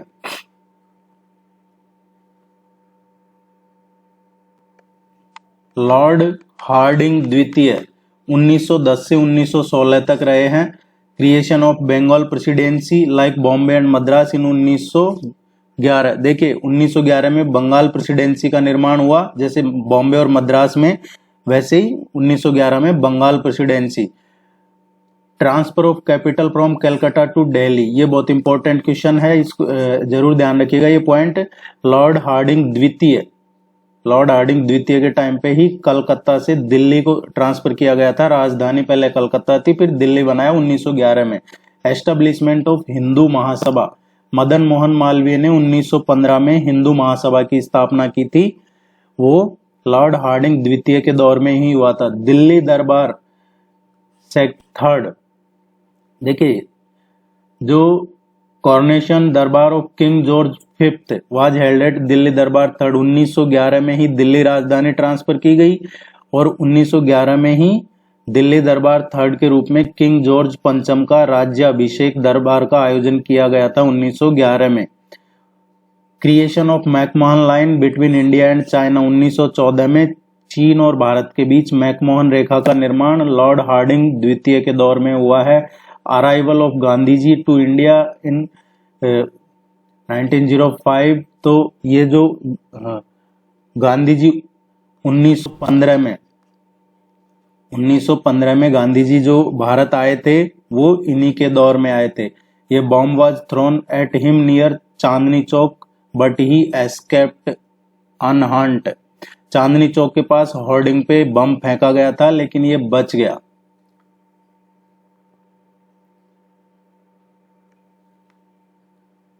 Lord Chelmsford, home rule movement by Annie Besant and Tilak. जो होम रूल आंदोलन है उसकी शुरुआत एनी बिसेंट और बाल गंगाधर तिलक ने की थी 1916 में। एक ने मद्रास में और एक ने बॉम्बे में। तो ये इन्हीं के टाइम पे हुई थी, लॉर्ड चेम्सफोर्ड के टाइम पे। ये इंडियन नेशनल मूवमेंट्स में पढ़ेंगे हम सब home rule movement. Next topic वही कवर करेंगे। लखनऊ सेशन ऑफ कांग्रेस का जो लखनऊ अधिवेशन हुआ था 1916 and coming together of moderate and extremist. जो नरमपंथी और गरमपंथी एक साथ आए थे, वो कांग्रेस का जो लखनऊ अधिवेशन हुआ था 1916 का, उसमें आए थे। ये लॉर्ड चेम्सफोर्ड वाइसराय थे उस टाइम। लखनऊ पैक्ट हुआ था कांग्रेस और मुस्लिम लीग के बीच में। लखनऊ जो समझौता हुआ था 1916 में कांग्रेस और मुस्लिम लीग के बीच में हुआ था। उस टाइम पे भी वाइसराय लॉर्ड चेम्सफोर्ड ही थे। Foundation of Sabarmati Ashram after Gandhi ji return from South Africa. Gandhi ji के दक्षिण अफ्रीका से लौटने के बाद साबरमती आश्रम की स्थापना हुई थी 1916 में। Launch of Champaran Satyagraha, Kheda Satyagraha and Satyagraha of Ahmedabad. देखिए कई बार एग्जाम में आपसे पूछा जाता है, हालांकि जब मैंने कहा मूवमेंट्स पढ़ेंगे हम आंदोलन, उस टाइम पे पूरा डिटेल में पढ़ेंगे, लेकिन कई बार एग्जाम में पूछ लिया जाता है कि गांधी जी के आंदोलनों को सही क्रोनोलॉजिकल ऑर्डर में दिखाइए। तो गांधी जी का पहला आंदोलन था चंपारण सत्याग्रह 1916 में, दूसरा था खेड़ा सत्याग्रह 1918 में और तीसरा था अहमदाबाद मिल स्ट्राइक कर रखी थी उनके साथ में 1918 में। नॉन कोऑपरेशन एंड खिलाफत मूवमेंट्स ये इन्हीं के टाइम पे शुरू किए गए थे। तो जब हम ये आंदोलन पढ़ेंगे तो आपके ध्यान में आना चाहिए कि वाइसराय कौन था उस टाइम पे। हालांकि अभी इसलिए बताया जा रहा है ताकि जब ये मूवमेंट्स पढ़ें उस टाइम पे हम वापस रिवीजन कर लेंगे। जब ये मूवमेंट्स पढ़ेंगे उस टाइम वाइसराय कौन था। फिर भी आप ध्यान रखिएगा, बाल गंगाधर तिलक की डेथ हुई थी 1 अगस्त 1920 को। उस टाइम पे वाइसराय थे लॉर्ड चेम्सफोर्ड। इनके टाइम पे कुछ जो रिफॉर्मेटिव और रिप्रेसिव एक्शन हुए हैं वो देख लेते हैं। मॉन्टेग्यू अगस्त डिक्लेरेशन हुआ था। मॉन्टेग्यू की अगस्त घोषणा 1917 में। भारत शासन अधिनियम 1919 का। Foundation of women's university at Poona, Poona में जो महिला विश्वविद्यालय है उसकी स्थापना की गई थी। And appointment of Sadler commission 1917 में सैडलर आयोग की नियुक्ति की गई थी। ये इन्हीं के टाइम पे हुआ था। Appointment of S P Sinha as governor of Bihar, Bihar के राज्यपाल के रूप में एसपी सिन्हा की नियुक्ति हुई थी। राज्यपाल बनने वाले पहले भारतीय थे ये एसपी सिन्हा, ये ध्यान रखिएगा। एसपी सिन्हा लॉर्ड चेम्सफोर्ड के टाइम पे बिहार के पहले गवर्नर बने थे और ये पहले भारतीय थे जो गवर्नर बने थे। Imperial bank of India now SBI was formed in 1921। देखिए बैंक ऑफ बॉम्बे था, फिर इंपेरियल बैंक ऑफ इंडिया बनाया 1921 में, तो चेम्सफोर्ड के दौर में। कुछ रिप्रेसिव आए हैं एक्शन इनके दौर में। Rowlatt act was oppose by launch of Rowlatt satyagraha. इसके रॉलेट एक्ट के विरोध में रॉलेट सत्याग्रह लाया गया था 1919 में। और एक जो सबसे वो है जलियांवाला बाग हत्याकांड 13 अप्रैल 1919 को, ये अप्रैल 1919 में, ये भी इन्हीं के ही टाइम पे हुआ था। लॉर्ड चेम्सफोर्ड वाइसराय थे जब रॉलेट एक्ट लाया गया और जलियांवाला बाग हत्याकांड हुआ था। ये एग्जाम में पूछे जाते हैं, रॉलेट एक्ट और जलियांवाला बाग दोनों के ही क्वेश्चन पूछे जाते हैं। आप इसको लाइक कीजिएगा अभी तक नहीं किया है तो, वीडियो इसको चैनल को जरूर सब्सक्राइब कर लीजिएगा, वीडियो को लाइक कीजिएगा। और कोई भी क्वेरी है कमेंट सेक्शन में पूछ लीजिएगा। आपको जो प्रैक्टिस टेस्ट का वीडियो है होगा उस पे आपको कॉन्टेक्ट नंबर मिल जाएंगे। आप टेस्ट सीरीज ज्वाइन कर लीजिए। इस वीडियो के नीचे भी आपके टेस्ट सीरीज का लिंक मिल जाएगा। या फिर आप वेबसाइट myupsc.in उस पर जाके भी टेस्ट सीरीज ज्वाइन कर सकते हैं। लॉर्ड रीडिंग ये 1921 से 1926 तक रहे हैं। चौरा चोरी जो इंसिडेंट हुआ था 5 फरवरी 1922 को, और बाद में असहयोग आंदोलन को विड्रॉ कर लिया गया था, वो उस टाइम पे वायसराय थे लॉर्ड रीडिंग। चौरा चोरी कांड 5 फरवरी 1922 को हुआ और उसी की वजह से असहयोग आंदोलन को विड्रॉ कर लिया था गांधी जी ने। मोपला रिबेलियन हुआ केरला में 1921 में, जो मोपला विद्रोह हुआ 1921 में, उस टाइम पे लॉर्ड रीडिंग वायसराय थे। रविंद्रनाथ टैगोर ने विश्व भारती यूनिवर्सिटी की स्थापना की थी 1921 में। फॉर्मेशन ऑफ स्वराज पार्टी की स्थापना की थी चित्तरंजन दास ने, और ये क्वेश्चन पूछा गया था पिछली बार एग्जाम में कि स्वराज पार्टी की स्थापना किसने की थी, चित्तरंजन दास ने। उससे पहले पूछा गया था स्वराज पार्टी के सचिव कौन थे, सेक्रेटरी कौन थे, तो मोतीलाल नेहरू सचिव थे और चित्तरंजन दास उसके अध्यक्ष थे। कम्युनल राइट्स हुए मुल्तान, अमृतसर, दिल्ली, अलीगढ़, कलकत्ता, इन्हीं के दौर में हुए। काकोरी ट्रेन रॉबरी 1925 में इन्हीं के दौर में हुई। राष्ट्रीय स्वयंसेवक संघ आरएसएस की स्थापना 1925 में हुई, वो इन्हीं के दौर में हुई। लॉर्ड रीडिंग ही थे जब वायसराय। स्वामी ये श्रद्धानंद थे, इनकी हत्या हुई थी 1926 में, ये काफी पॉपुलर थे, वो भी लॉर्ड रीडिंग के दौर में हुई थी। इनके दौर में काफी कम्युनल राइट्स हुए थे। कुछ जो सुधार के काम हुए हैं, इन्होंने रिपेल किया प्रेस एक्ट जो 1910 का लगाया गया था उसको रिपेल किया। रॉलेट एक्ट को इन्होंने ही वापस निरस्त किया। तो दो जो रॉलेट एक्ट और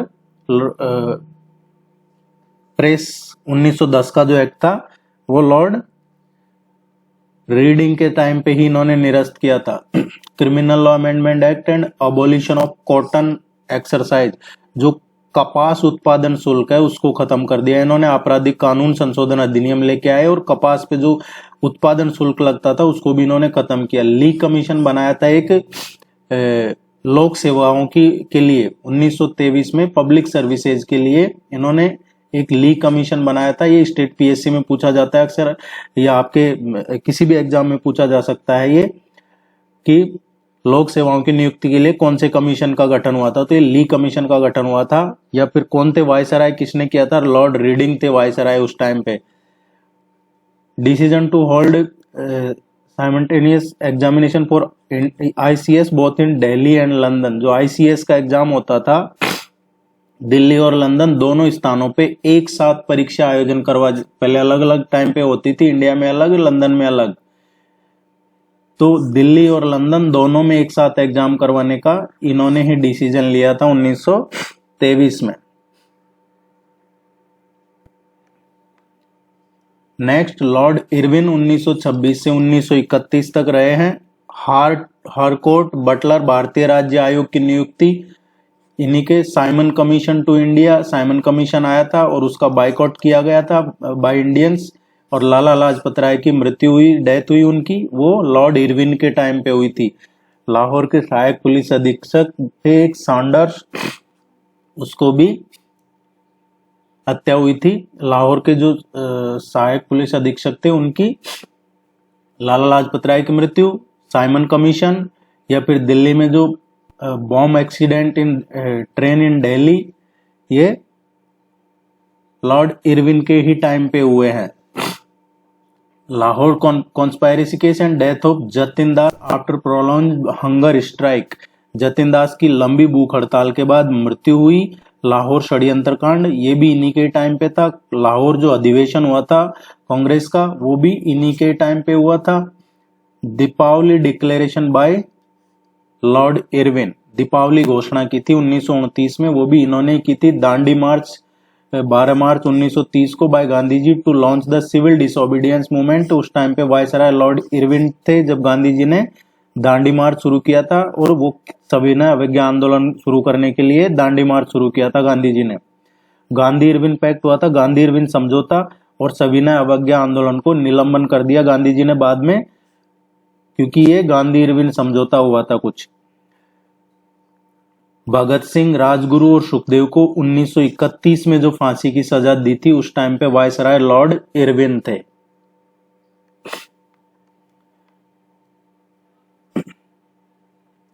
लॉर्ड विलिंगडन 1931 से 36 तक रहे हैं। सेकंड राउंड टेबल कॉन्फ्रेंस हुआ था 1931 में, और फेलियर ऑफ कॉन्फ्रेंस, जो सम्मेलन की विफलता हो गई थी, द्वितीय गोलमेज सम्मेलन, वो इन्हीं के दौर में हुआ था। Resumption of civil disobedience movement, सविना अवज्ञा आंदोलन वापिस शुरू हुआ था इनके दौर में। अनाउंसमेंट ऑफ कम्युनल अवार्ड, ये जो सांप्रदायिक पंचायत वगैरह है, इसकी घोषणा 1932 में, जिसके तहत पृथक सांप्रदायिक निर्वाचन मंडल वगैरह की स्थापना की जाएगी, वो इन्हीं के टाइम पे हुई थी। लॉर्ड विलिंगडन के टाइम पे कि separate communal electorate were set up, अलग से स्थापना की गई थी सांप्रदायिक निर्वाचन मंडलों की। Fast unto death by Gandhi ji in Yerwada prison, broken after the Poona pact, Gandhi ji ने यवर्दा जेल में, पुणे में है ये यवर्दा जेल, वहां आमरण अनशन किया था, और बाद में 1932 में पूना पैक्ट हुआ, पूना समझौता। लॉर्ड विलिंगडन थे वायसराय, और उसके बाद गांधी जी ने ये फास्ट तोड़ा था। थर्ड राउंड टेबल कॉन्फ्रेंस और सेकंड राउंड टेबल कॉन्फ्रेंस दोनों लॉर्ड विलिंगडन के ही कार्यकाल में हुई है। गवर्नमेंट ऑफ इंडिया एक्ट, ये सबसे इंपॉर्टेंट है, यहाँ से बहुत सारी चीजें जुड़ी हुई है आज भी कॉन्स्टिट्यूशन की। गवर्नमेंट ऑफ इंडिया एक्ट से ये इन्हीं के टाइम पे आया था। ऑल इंडिया किसान सभा हुई थी 1936 में, उस टाइम पे वायसराय लॉर्ड विलिंगडन थे। Congress socialist party by Acharya Narendra Dev and Jayaprakash Narayan ने 1934 में, जो आप सुनते होंगे जेपी आंदोलन, जयप्रकाश नारायण और आचार्य नरेंद्र देव ने कांग्रेस समाजवादी पार्टी का गठन किया था 1934 में। बर्मा इन्हीं के ही दौर में बर्मा भारत से अलग हुआ था 1935 में। ये एग्जाम में पूछा जाता है, बर्मा भारत से अलग कब हुआ? 1935 में हुआ। और कौन था वायसराय? Lord Willingdon. भारतीय रिजर्व बैंक की आरबीआई की स्थापना हुई, उस टाइम पे लॉर्ड विलिंगडन वायसराय थे। लॉर्ड लिनलिथगो ये 1936 से 44 तक रहे हैं। जो सेकेंड वर्ल्ड वॉर हुआ था, resignation of Congress ministers after the outbreak of second world war in 1939, Congress की सरकारों का इस्तीफा हो गया था 1939 में द्वितीय विश्व युद्ध की वजह से। Subhas Chandra Bose elected as the president of Congress at 51st session of Congress 1938 में। त्रिपुरी सेशन की बात है, सुभाष चंद्र बोस इसके अध्यक्ष बने थे। बोस ने 1939 में इस्तीफा दे दिया था और खुद की फॉरवर्ड ब्लॉक बना ली थी सुभाष चंद्र बोस ने 1939 में।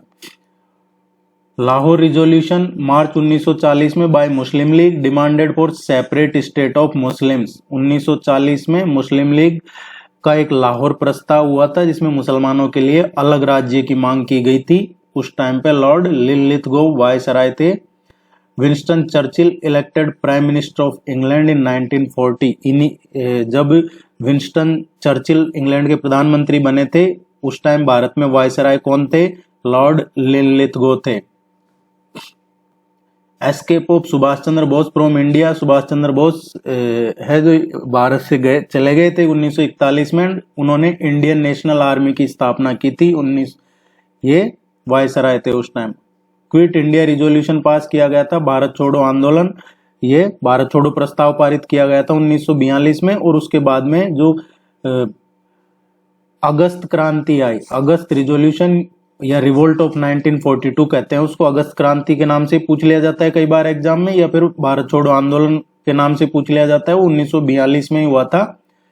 ये प्रस्ताव पास किया गया था। Divide and quit slogan at Karachi session by Muslim League 1944 में। इन्हीं के टाइम पे मुस्लिम लीग ने नारा दिया, बांटो और भारत छोड़ो। मतलब भारत और पाकिस्तान दो बनने का था कि बंटवारा करो पहले और फिर उसके बाद भारत को छोड़ो। क्योंकि यहाँ पे क्विट इंडिया रिजोल्यूशन पास किया गया, यहाँ पे जो नेशनलिस्ट थे, जो राष्ट्रवादी नेता थे, उन्होंने पास किया भारत छोड़ो प्रस्ताव कि अंग्रेजों भारत छोड़ो। मुस्लिम लीग ने 1944 में कराची अधिवेशन हुआ, उसमें प्रस्ताव किया कि पहले बंटवारा करो फिर भारत छोड़ो। इनके टाइम पे कुछ रिफॉर्मेटिव और रेप्रेसिव दोनों ही काम हुए हैं। 1936 में पहली बार जनरल इलेक्शन हुए थे और उसमें कांग्रेस को एब्सोल्यूट मेजॉरिटी मिली थी। अगस्त ऑफर 1944 में, इसमें क्या था, वायसराय ने अगस्त प्रस्ताव दिया था और कांग्रेस ने इसकी आलोचना की थी, जबकि मुस्लिम लीग ने इसको एंडोर्स किया था। Cripps mission to offer dominion status to India and setting up a constituent assembly, it was rejected by Congress. देखिए, क्रिप्स मिशन द्वारा भारत को एक डोमिनियन राज्य का दर्जा देने और एक संविधान सभा की स्थापना का प्रस्ताव प्रस्तुत किया गया था, इसको कांग्रेस ने रिजेक्ट कर दिया था। इस टाइम पे वर्ल्ड वॉर चल रहा था, तो अंग्रेज काफी टेंशन में थे।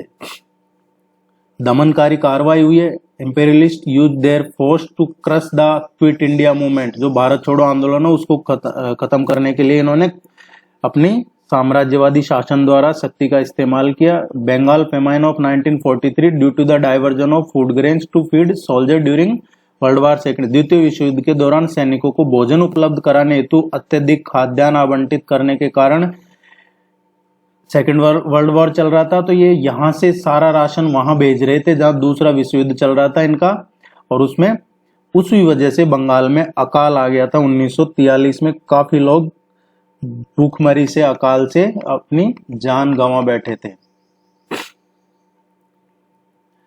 लॉर्ड वेवेल 44 से 47 सीआर फॉर्मूला है, इसको राजाजी फॉर्मूला भी कहते हैं कई बार, सीआर फॉर्मूला या राजाजी फॉर्मूला 1944 में। And failure of Gandhi Jinnah talk 1944 में, ये लॉर्ड वेवेल के दौर में हुआ था।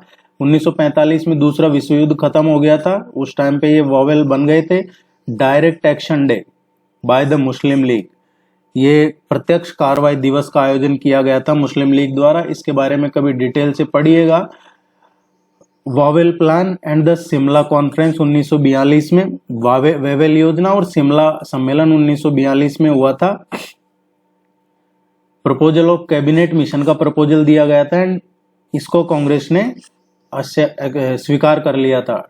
Trials of soldiers of IN and separation of royal Indian navy mutiny, Azad Hind Fauj के जो सैनिक थे उन पे मुकदमा और रॉयल इंडियन नेवी के विद्रोह का दमन किया लॉर्ड वेवेल के दौर में।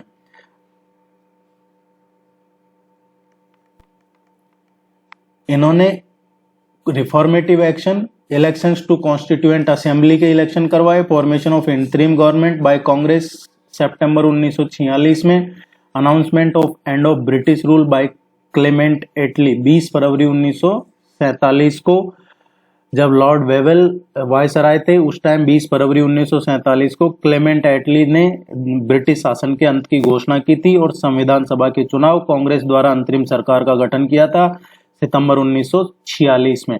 फिर भी लॉर्ड माउंटबेटन टिके रहे, जब घोषणा हो गई 20 फरवरी को, उसके बाद इनका काम नहीं था, लेकिन फिर भी ये रहे लॉर्ड माउंटबेटन। और 3 जून प्लान अनाउंस किया गया, 3 जून योजना, इसको माउंटबेटन योजना भी कहते हैं। Introduction of Indian independence bill लाया गया in house of Commons and it's passing, house of Commons में भारतीय स्वतंत्रता विधेयक पेश किया, उसको पारित किया गया। Appointment of 2 boundary commission under sir Cyril Radcliffe की अध्यक्षता में 2 सीमा आयोगों की नियुक्ति की गई बंगाल और पंजाब के विभाजन के लिए। He became the first governor general of dominion of India 1947 से 50 तक रहा है। लॉर्ड माउंटबेटन स्वतंत्र भारत के प्रथम गवर्नर जनरल बने।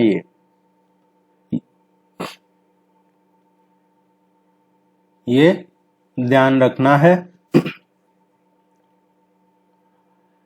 ये अभी हमने पढ़े हैं governor general of Bengal, governor general of India और वायसराय। यहां इसको आप 1-2 बार देखेंगे तभी आपके अच्छे से समझ में आएगा। मुझे उम्मीद है कि ये आपका अच्छे से क्लियर हो जाएगा अगर आपको इसको अच्छे से समझते हैं। ये नोट्स आपको सेंड कर दिए जाएंगे आपके ईमेल आईडी पे। टेस्ट सीरीज ज्वाइन कर लीजिएगा, और भी कोई क्वेरी है पूछ लीजिएगा। चैनल को सब्सक्राइब करना मत भूलिएगा, वीडियो को लाइक कीजिएगा। Thank you very much, all the very best, good luck.